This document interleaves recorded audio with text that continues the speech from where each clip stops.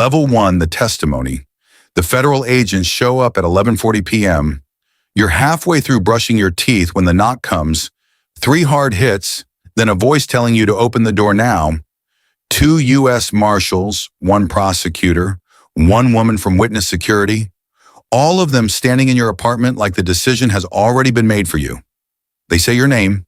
They say the man you testified against had 2 associates picked up 20 miles from your building. You tell them that can't be real. It is. They don't waste time arguing. The prosecutor says your photograph was found in one of their phones. Your address wasn't? Yet. That's the part that matters. You get 15 minutes to pack. No furniture, no goodbyes, no calling your mother to tell her what's happening. Just a duffel bag and whatever version of your life fits inside it. They walk you out through the rear stairwell. No neighbors, no lights, no drama. That's the point.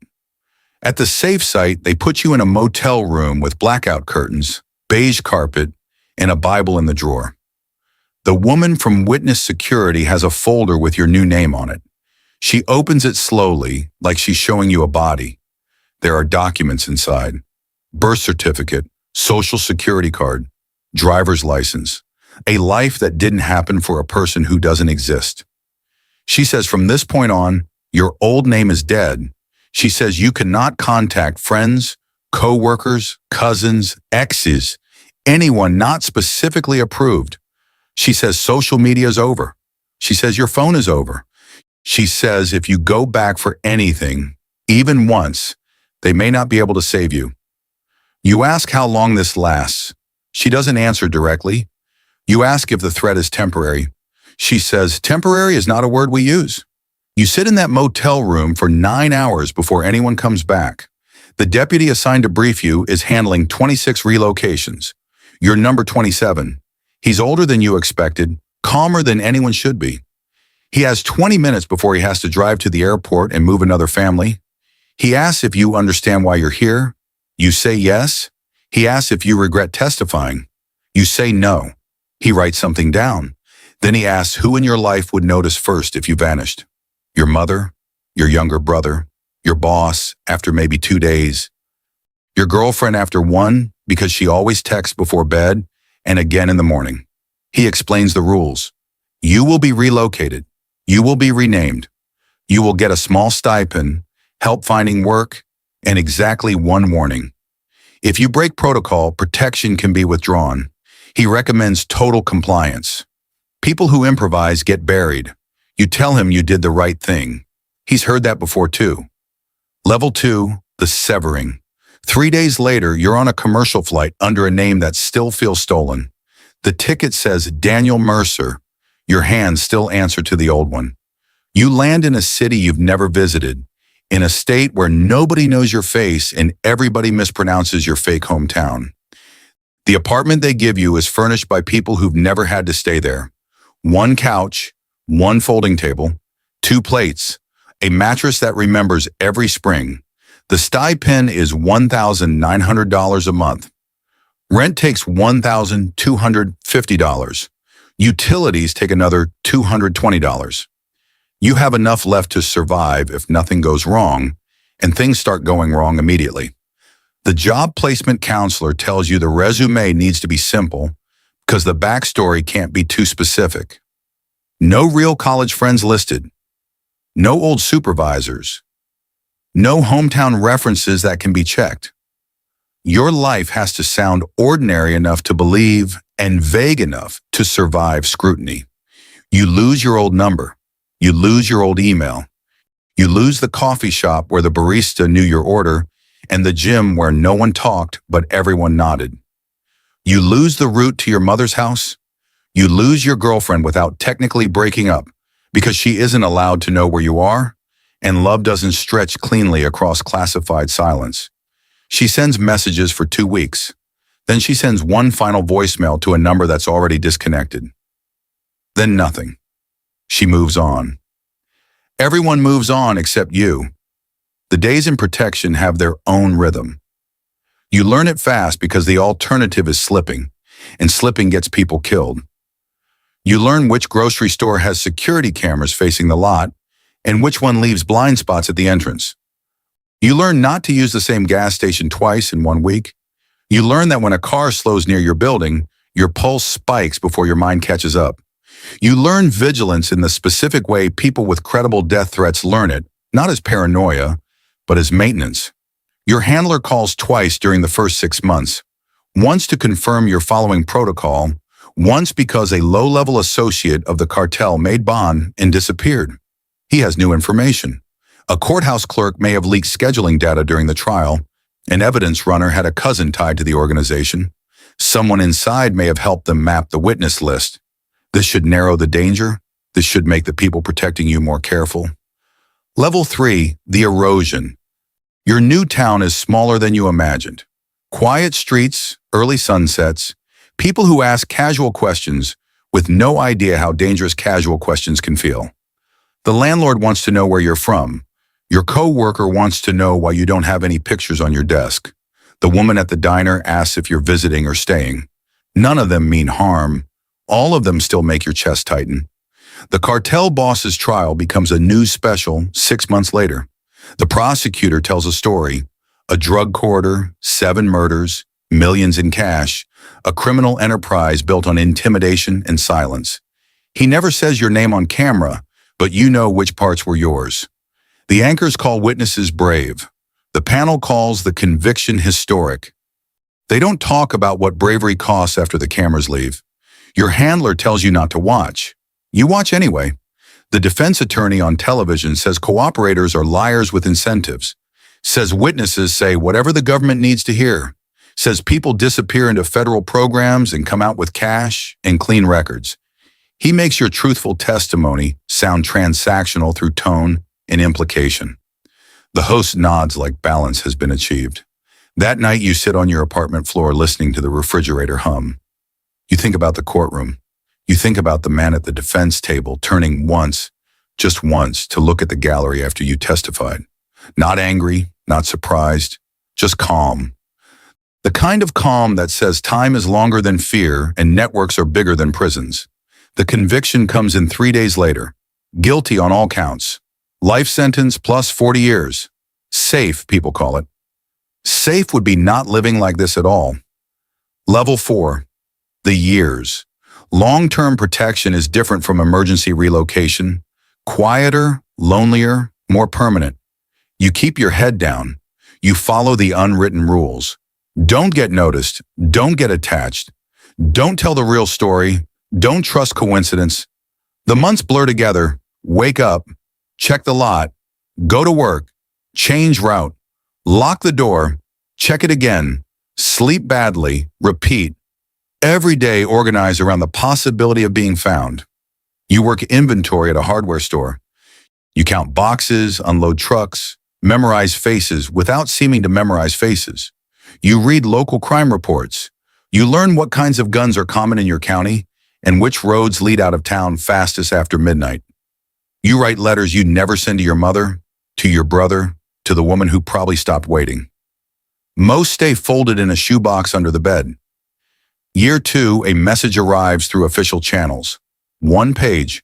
Your mother had a stroke. Stable, your handler says, but serious. Contact is not recommended. Too many variables. Too many ways a hospital room becomes a point of exposure. He says they can pass a message through approved intermediaries. You stare at the blank paper for a long time before writing 6 words. I am alive. I love you. He says that's the safest version.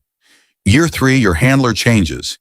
The new one is a former marshal named Elena, staff supervisor for high-risk witness placements tied to organized crime.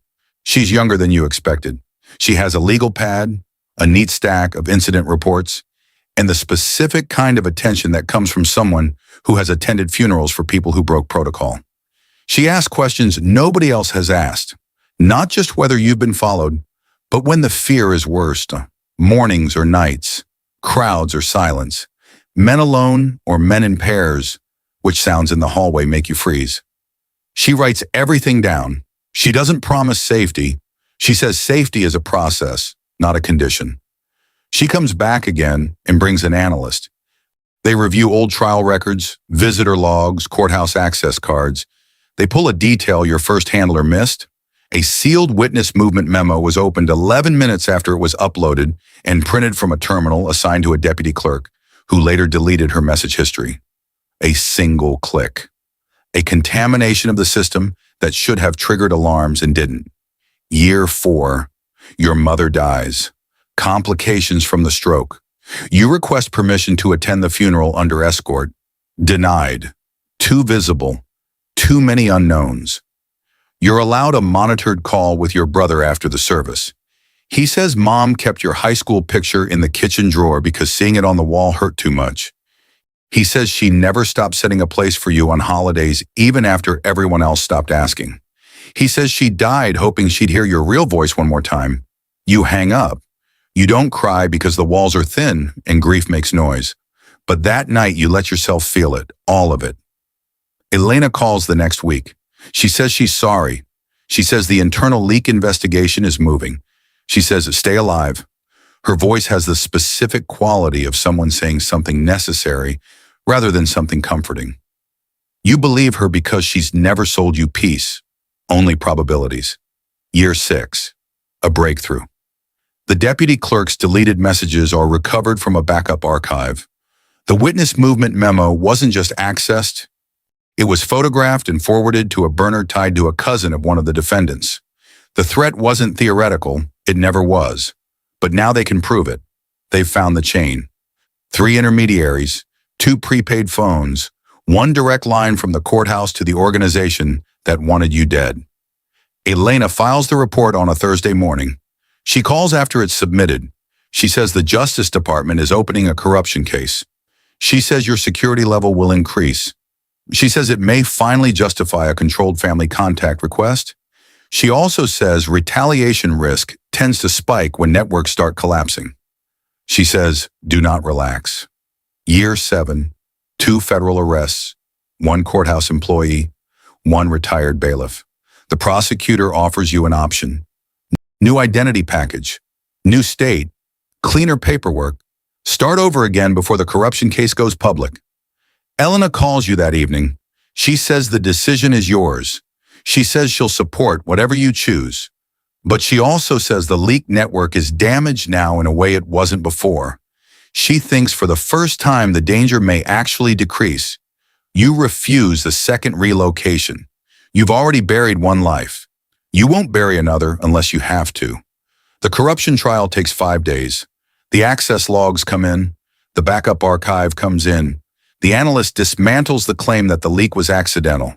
The root memo, the timestamps, the burner phone chain, the payments. The people who sold your location pattern are named. The jury deliberates for 3 hours. Guilty. Elena is standing outside the federal building when you walk out after testifying again. She hands you a paper cup of coffee. She doesn't say much. She doesn't have to. Level 5, the aftermath. You stand in a parking garage with sunlight at the edges and realize you still don't know where home is. No old apartment waiting, no family house to drive past, no number in your phone labeled mom. The world moved on without you. New slang, new apps, new faces at the hardware store. People you know only by the life you were forced to fake. Your brother is finally approved for contact under controlled conditions. He's older now, heavier around the eyes, the kind of tired that comes from carrying grief without being allowed to set it down properly. The first time he sees you in person, he hugs you like you're both brothers in evidence. He says you look the same. You don't. Not in any way that matters. You try normal things. You open a bank account under the same legal fiction you've been using for years. You renew a lease.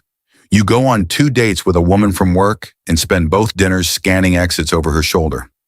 Every form asks where you've lived before. Every casual conversation walks toward the cliff edge of biography. You get good at answering without answering. That's not the same thing as living. The government offers transitional assistance, therapy, job counseling, relocation review, a monthly number on paper that is supposed to feel like support. You take the therapy. The therapist specializes in trauma. She asks what you've lost. You tell her your life didn't end in the courtroom. It ended the night strangers gave you a new name and expected you to survive inside it. Everything before that belongs to someone else. Someone who called his mother without thinking. Someone who believed telling the truth would return him to his life. Someone who thought being protected and being safe were the same thing. That person is gone. The therapist says identity can be rebuilt. You say rebuilt isn't the same as return. She writes something down. You can't keep relationships, can't fully unpack boxes, can't hear an unexpected knock without your body choosing fear before your mind can object. You're 38 years old with the reflexes of someone who spent his best adult years learning contingency plans instead of how to relax. The cartel boss died in prison last winter. Liver failure. 2 of the men who handled enforcement are serving life. The clerk took a plea. The bailiff took one too. Neither of them ever spoke to you. They were doing business. They were practical. They were sure the risk belonged to somebody else. Practicality without conscience, procedure without loyalty. That's what betrayal inside a system looks like. Elena still works the placements. She has a drawer in her office with old badge lanyards, canceled IDs, dead names from people she kept breathing long enough to become somebody new. Yours is in there. You've seen it once when you went back to sign annual paperwork 18 months after the corruption verdict. She was on the phone when you arrived, arguing classification levels with someone in Washington. Voice calm and precise and completely unmovable. You waited in the hallway. You looked at the drawer when she opened it. Names you didn't recognize. Histories cut in half. Lives reconstructed around absences nobody could refund. You exist now in the gap between survival and peace. Legally hidden, psychologically exposed. The person you carry is invisible, but never fully safe. 7 years spent paying the private cost of a public conviction, a system that can ask for courage in open court and then outsource the aftermath to paperwork, stipends, and locked doors. Hundreds of protected witnesses are estimated to cycle through high-risk relocations over time. Hundreds of people waking up in borrowed names, knowing the truth did not set them free. The levels don't end after the testimony, they just change shape.